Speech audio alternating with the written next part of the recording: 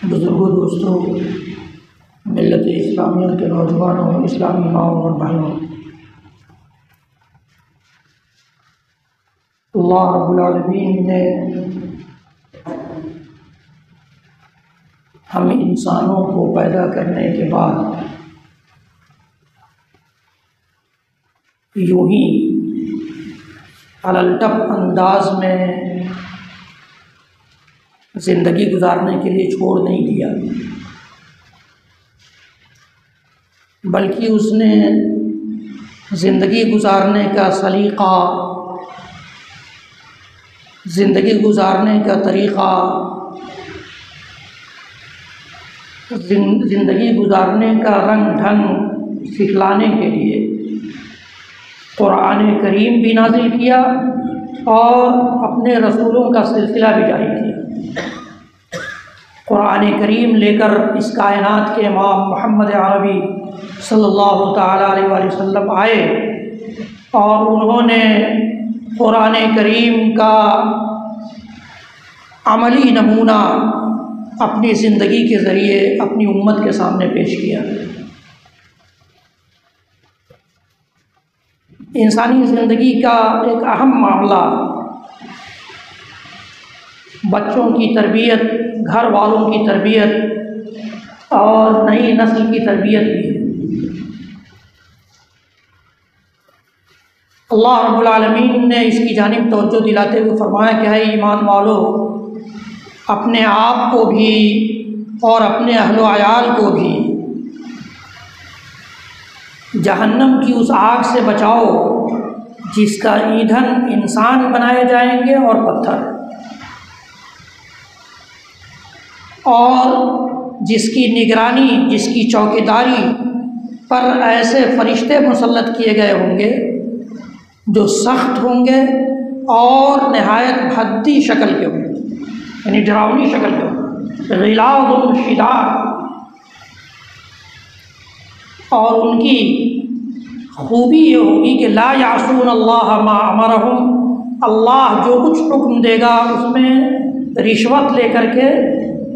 نافرمانی نہیں کریں گے کہ چلو کچھ لے لیا، پاکٹ بھر لیا جیسے دنیا میں ہوتا ہے اور کچھ چھوٹ دے دیا، ایسا نہیں ہوگا۔ لا یعصون اللہ ما امرہم، جس سزا کا، جس قدر سزا کا، جس قدر زیادہ سزا کا حکم ہوگا اتنا وہ دیں گے۔ وَيَفْعَلُونَ مَا يُؤْمَرُونَ، جو بھی حکم دیا جائے گا وہ بجا لانے والا۔ اسی ضمن میں نے امام ترمذی رحمۃ اللہ علیہ کی وہ حدیث آپ کے سامنے پیش کی تھی جس میں رسول اکرم صلی اللہ تعالیٰ علیہ وآلہ وسلم نے اپنے چچیرے بھائی اور اس امت کے بعد میں چل کر ہونے والے بڑے عالم عبداللہ بن عباس رضی اللہ تعالیٰ عنہ کی تربیت فرمائی۔ امام ترمذی رحمۃ اللہ علیہ نے اس روایت کو نقل کرتے ہوئے کہا کہ عبداللہ بن عباس خود روایت کرتے ہیں کہ کنتو خلف النبی صلی اللہ علیہ وسلم، نبی اکرم صلی اللہ علیہ وسلم کی کسی سواری پر میں پیچھے بیٹھا ہوا تھا۔ عبداللہ بن عباس کہتے ہیں اللہ کے رسول صلی اللہ علیہ وسلم نے فرمایا ہے،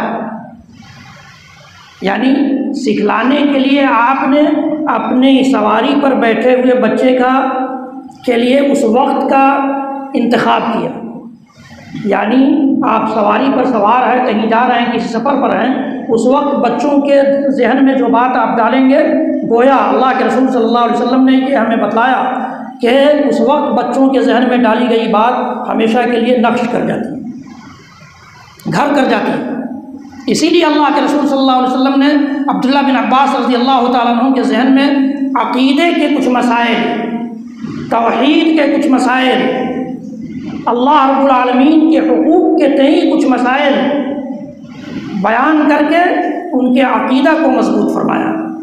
چنانچہ فرمایا کہ یا غلام، پیار دیکھیے بچے کے تئیں، یہ نہیں کہ ڈانٹ کے بھگا دیا مسجد سے، چلو بھاگو۔ مسجد سے ڈانٹ کے بھگانے کی ضرورت نہیں ہے، مسجد میں کیسے بیٹھا جائے، چونکہ یہ اللہ کا گھر ہے، یہاں ہمارے بچے کچھ سیکھنے آتے ہیں، یہ بتایا جائے کہ مسجد اللہ کا گھر ہے، اس میں کیسے بیٹھا جائے۔ مسجد سے بھگانا کمال نہیں ہے۔ اللہ کے رسول صلی اللہ، آج ہی میں مطالعہ کر رہا تھا تو ایک روایت سامنے آئی کہ اللہ کے رسول صلی اللہ علیہ وسلم حضرت حسن اور حسین رضی اللہ تعالیٰ عنہ کو مسجد لے کر آئے تو ان میں سے کوئی آپ کے سجدے کی حالت میں آپ کی پیٹھ پر بیٹھ گئے، دونوں میں سے کوئی ایک بیٹھ گئے۔ اللہ کے رسول صلی اللہ علیہ وسلم نے سجدہ لمبا کر دیا۔ روایت کرنے والے صحابی کہتے ہیں کہ میں نے سجدے سے جب لمبا ہو گیا تو سر اٹھا کر دیکھا کہ اللہ کے رسول کے ساتھ کچھ معاملہ تو پیش نہیں آ گیا، آپ کی روح تو قبض نہیں کر لی گئی یا آپ پر وحی تو نازل نہیں ہو رہی ہے۔ پھر جب نماز سے آپ فارغ ہوئے تو اللہ کے رسول صلی اللہ علیہ وسلم سے اسی صحابی نے پوچھا کہ اللہ کے رسول سجدے کی حالت میں آپ کی پیٹھ پر آپ کے نواسے حسن یا حسین بیٹھے ہوئے تھے، اللہ کے رسول صلی اللہ علیہ وسلم نے فرمایا اسی وجہ سے میں نے سجدہ لمبا کر دیا تھا تاکہ وہ خود کھیل کر اتر جائے تب میں سجدے سے اتروں۔ اللہ اکبر۔ اور ہم بچوں کو مسجد میں آنے نہیں دیتے، بھگاتے ہیں۔ بھگانا کمال نہیں ہے، آپ تربیت بچوں کی ایسی کیجیے کہ یہ اللہ کا گھر ہے، اللہ کے گھر کا ادب و احترام ہونا چاہیے، اللہ کے گھر میں کیسے بیٹھنا ہے، کیسے کھڑا ہونا ہے، کیسے کوئی بات ہو رہی ہو تو اسے سننا ہے، کیسے قرآن کی تلاوت سننا ہے، کیسے نبی کی بات سننا ہے، کیسے سیکھ کر کے وہاں سے آنا ہے، یہ تربیت ہونی چاہیے۔ اللہ کے رسول صلی اللہ علیہ وسلم نے فرمایا کہ یا غلام، اے بچے، عبداللہ بن عباس سے مخاطب، انی اعلمک بکلمات، میں تجھے چند باتیں سکھلانا چاہتا ہوں۔ اس کے بعد پھر فرمایا احفظ اللہ یحفظک، اللہ کو یاد رکھو گے اللہ تمہیں یاد رکھے۔ یعنی سب سے پہلی بات جو بچے کو آپ سکھلا رہے ہیں عقیدے کے سلسلے میں، اللہ کی بات سکھلا رہے ہیں۔ اللہ کے رسول صلی اللہ علیہ وسلم کی اس حدیث کو جب سامنے رکھیں گے تو یہ بات اور واضح ہو جائے گی، جس میں آپ فرماتے ہیں کہ کل مولود یولد علی الفطرہ فابواہ یحودانہ او ینصرانہ او یمجسانہ، کہ ہر بچہ فطرت اسلام پر پیدا ہوتا ہے، اسلامی عقیدہ، اسلامی عمل، اسلامی اخلاق، اسلامی آداب، اسلامی سلوک اس کے ذہن میں اللہ تعالیٰ ڈال کر بھیجتا ہے اس دنیا میں، اور اس کے والدین اسے یہودی عقیدے کے مطابق، یہودی عمل کے مطابق، یہودی سلوک اور آداب و احترام کے مطابق اس کو یہودی بنا دیتے ہیں۔ نصرانی ہیں والدین تو نصرانی عقیدہ، نصرانی عمل، نصرانی اخلاق، نصرانی آداب و احترام سکھلا دیتے ہیں۔ مجوسی ہیں تو مجوسی طور طریقے سکھلا دیتے ہیں۔ اسی طرح سے اگر مسلمان ہیں تو مسلمانوں پر بھی تو یہ فرض ہے کہ وہ اس کو مسلم طور طریقے، اسلامی آداب، اسلامی احترام، اسلامی عقیدہ اور اسلامی عمل سکھلائیں۔ اسی کو سامنے رکھتے ہوئے اللہ کے رسول صلی اللہ علیہ وسلم نے حضرت عبداللہ بن عباس رضی اللہ تعالیٰ عنہ کے ذہن میں، دماغ میں، دل میں جو بات ڈالنی چاہیے، جو بیج بونا چاہا، وہ اللہ کی وحدانیت کا بیج تھا کہ احفظ اللہ یحفظک، اللہ کو یاد رکھو اللہ تمہیں یاد رکھے گا۔ حفاظت کا مطلب حفاظت بھی ہوتا ہے، اللہ کو یاد رکھو کہ اللہ تمہاری حفاظت کرے گا، اور ظاہر اللہ یاد رکھے اور اللہ حفاظت کرے تو وہ بچہ اس کائنات میں کیسے بےہودگی کا شکار ہو جائے، کیسے کمینگی کا شکار ہو جائے، کیسے لاوالی پن کا شکار ہو جائے۔ اللہ یاد رکھے گا تو بچے ٹھیک ہوں گے۔ احفظ اللہ یحفظک۔ پھر فرمایا اسی جملے کو ریپیٹ کرتے ہوئے تھوڑا سا الفاظ کی تبدیلی کے ساتھ فرمایا کہ احفظ اللہ تجد تجاہک، اللہ کو یاد رکھو گے تو ہمیشہ اپنے آس پاس میں پاؤ گے اللہ، یعنی اللہ کی مدد تمہارے ہر طرف ہوگی، دائیں بائیں، آگے پیچھے، اوپر نیچے، تم اللہ کو پاؤ گے۔ تمہیں وہم و گمان نہیں ہوگا کہ ہماری یہاں سے بھی مدد ہو سکتی ہے، اللہ تمہاری مدد کرے گا۔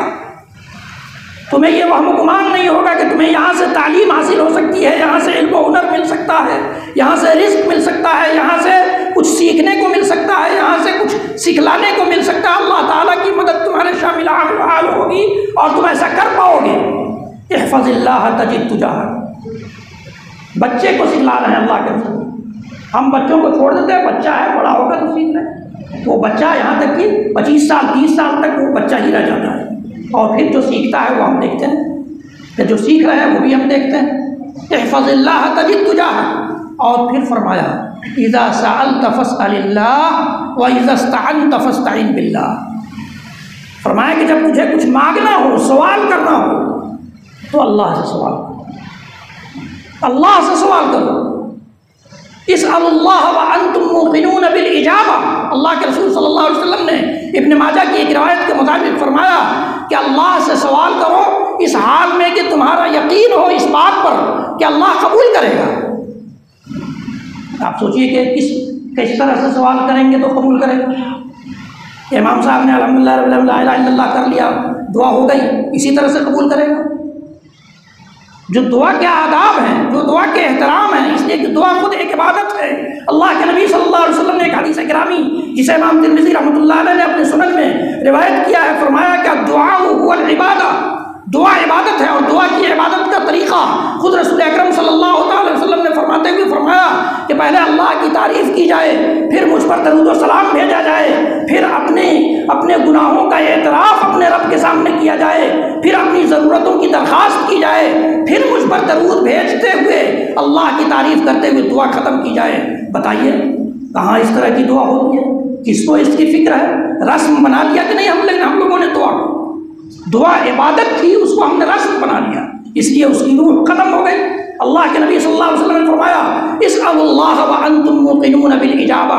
اللہ سے مانگو، اللہ سے سوال کرو اس حال میں کہ تمہیں یقین ہو کہ اللہ تمہاری دعا کو قبول کرے گا، تمہارے سوال کو قبول کرے گا۔ اذا سألت فاسأل اللہ، اللہ کے رسول صلی اللہ علیہ وسلم نے عبداللہ بن عباس کو کہا کہ جب تجھے کچھ مانگنا ہو، سوال کرنا ہو، بلکہ ایک روایت میں ایک حدیث میں اللہ کے رسول صلی اللہ علیہ وسلم نے ایک صحابی کو فرمایا کہ جب تمہیں کچھ مانگنا ہو، یہاں تک کہ جوتے کا فیتہ بھی مانگنا ہو، تو اللہ سے مانگو۔ اللہ کیسی تربیت تھی رسول، کیسی تربیت تھی! اسی رسول کے امتی تو ہم بھی ہیں نا؟ کیا ہم نے ان تربیتی تعلیم کو جو رسول نے ہمیں دی تھی یا ہم تک پہنچانے کی کوشش کی تھی، کبھی سیکھنے کی کوشش کی، کبھی جاننے کی کوشش کی کہ اللہ کے رسول نے بچوں کی تربیت کے سلسلے میں جو ہم میں سے ہر ایک رونا روتا ہے، ہر ایک شکایت کرتا ہے کہ بچے خراب ہو رہے ہیں، نئی نسل بگڑتی جا رہی ہے، کبھی کسی نے اس کی فکر کی کہ اللہ کے رسول صلی اللہ علیہ وسلم کا تربیتی انداز کیا تھا، تربیتی اسلوب کیا تھا، تربیت کے سلسلے میں آپ کی تعلیمات کیا ہیں، آپ نے کیا پیغام امت تک پہنچایا ہے؟ کبھی کسی کو فکر نہیں۔ اللہ کے رسول صلی اللہ علیہ وسلم نے عبداللہ بن عباس سے کہا کہ اذا سألت فاسأل اللہ، جب تجھے کچھ مانگنا ہو تو اللہ سے مانگو، وَإِذَا اسْتَعَنْتَ فَاسْتَعِنْ بِاللَّهِ، اور جب مدد بھی مانگنی ہو تو اللہ سے مدد مانگو، اللہ سے مدد مانگو، ایسی مدد خاص طور سے جو اللہ کے علاوہ کسی اور سے نہیں مانگی جا سکتی، وہ مدد اللہ ہی سے مانگی جائے، وہ مدد اللہ ہی سے مانگی جائے۔ اسی کا اعتراف ہم ہر وقت، ہر نماز کی ہر رکعت میں ایاک نعبد و ایاک نستعین پڑھتے ہوئے کرتے بھی ہیں کہ ہم تیری ہی عبادت کرتے ہیں اور تجھی سے مدد مانگتے ہیں، تجھی سے مدد مانگتے ہیں۔ ایاک نستعین کا مطلب یہی ہوتا ہے، تجھ سے مدد مانگتے نہیں، تجھ ہی سے۔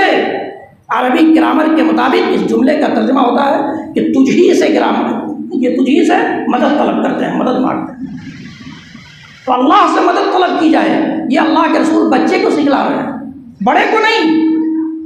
ہم لوگ جیسے لوگوں کو نہیں، بچے کو سکھلا رہے ہیں جو آپ کی سواری پر آپ کے پیچھے بیٹھا ہوا ہے۔ اذا سألت فاسأل اللہ واذا استعنت فاستعن باللہ۔ اور آخری بات جو آپ نے سکھلائی وہ بڑی پتے کی بات تھی، جس سے انسان ہر قسم کی غلطی سے، ہر قسم کے فریب سے، دھوکہ دہی سے، دھڑی سے، دنیا میں ملوث ہونے سے، دنیا میں اتنا زیادہ ملوث ہو جائے کہ اللہ کو بھول جائے